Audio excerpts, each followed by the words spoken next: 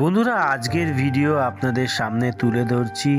দেখুন এর ভাইরাস হয়েছে, কি ভাইরাস হয়েছে টোটালটা বলছি, আর কি করা যেতে পারে সেটাও বলছি। ভিডিওটা পুরোটা দেখুন, তাহলে বুঝতে পারবেন। দেখুন টেম্পারেচার বেশি যেটা হয় ভাইরাস হলে, আর দেখুন এই যে ছটকাচ্ছে, এইটাই কিন্তু এদের প্রবলেম। বেড়ালের ক্ষেত্রে কিন্তু বেশিরভাগ এবার এফেক্ট করেছে। দেখতে পাচ্ছেন কি প্যাথেটিক লাগে, আমার নিজেরও খারাপ লাগে, কিন্তু কি করব, এগুলোর প্রিকশন হিসাবে ভ্যাকসিন দরকার। আর সবথেকে খারাপ এর ক্ষেত্রে যেটা হয়ে গেছে, ভ্যাকসিন করাতে ওনারা নিয়ে গেছিলেন, নিয়ে যাওয়ার পরে বয়সটা অনেকটা কম ছিল, তাই ভ্যাকসিন হয়নি। তারপরে যে সময়টা বেরিয়ে গেছে আর ভ্যাকসিন করাতে পারেনি, তারপরেই কিন্তু এই ভাইরাস ধরে গেছে।